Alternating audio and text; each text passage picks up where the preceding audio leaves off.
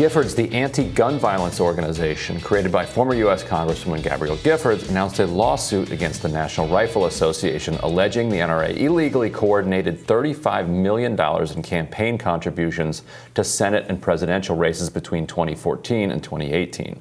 Among those who allegedly received illegal financing from the NRA include Senators Tom Cotton, Cory Gardner, Josh Hawley, and former President Donald Trump.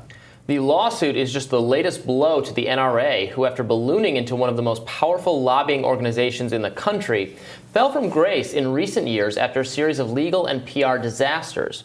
Misfire, inside the downfall of the NRA, is the result of a 4-year investigation by journalist Tim Mak, who scoured thousands of pages of never-before publicized documents and cultivated dozens of confidential sources inside the NRA's orbit to paint a vivid picture of the gun group's rampant corruption and slow decline.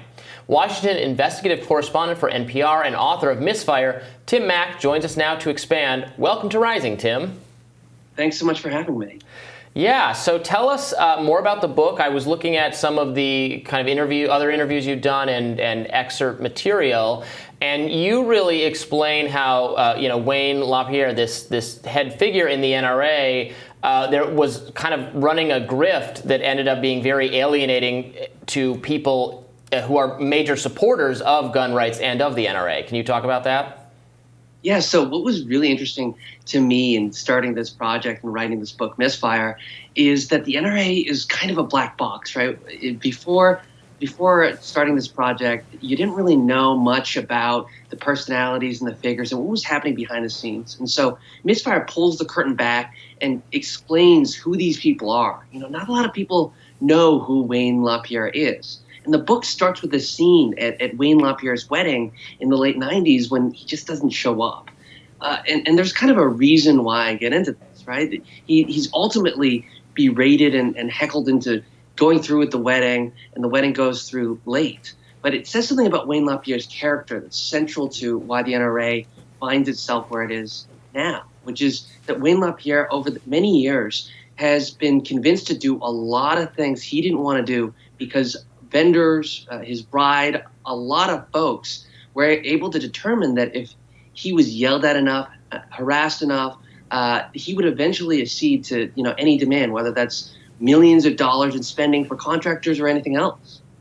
Yeah, and a criticism that I've heard often made of the NRA is that, and I say this as someone who's broadly supportive of Second Amendment rights, is that it has mutated, and so, let us know if this is an accurate interpretation according to your research. It's mutated from a sort of a gun rights advocacy organization into a more general political organization that is just, always in the tank for Republicans, and also one that is specifically kind of promoting gun merchants, that is in the service of people who want to sell guns instead of the broader policy question.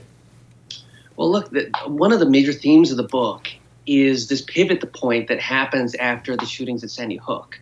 Now, before that, the NRA had really found its most valuable strategic asset was having moderate Democrats on board, having Democrats that could make their advocacy kind of bipartisan.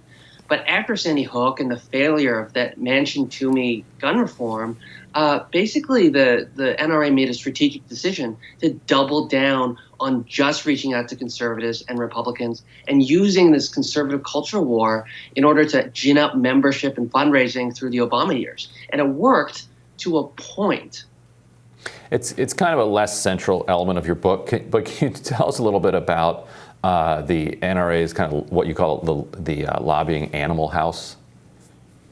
Yeah, so there's a lot of wild stories in the book, and what we do is we try to look behind the scenes and try to understand these people as personalities, and being an NRA lobbyist and what that involves and the perks that entails is kind of one of the chapters and one of the big exposés in the book. There was a long time where it was really, really great to be an NRA lobbyist because, when Congress isn't in session discussing gun legislation, you could do pretty much anything. And there is a lot of cachet that comes with being an NRA lobbyist. And really quickly, has the kind of downfall of the NRA put the the gun rights advocacy movement in any sort of actual jeopardy? I mean, I don't think.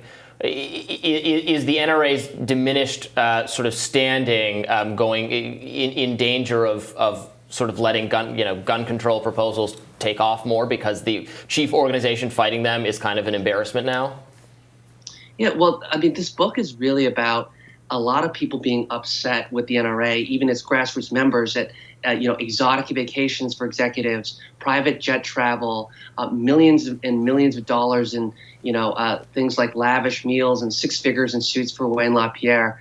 There's a real question about whether the NRA actually continues to exist in the years going forward. I mean, right now, the New York Attorney General is in court. It has jurisdiction over the NRA because it's based in New York. The New York Attorney General is in court trying to dissolve the entire organization. And what the outcome of that litigation is going to be is going to really determine how effective the NRA can be in the future and what the future of gun policy in America is going to be.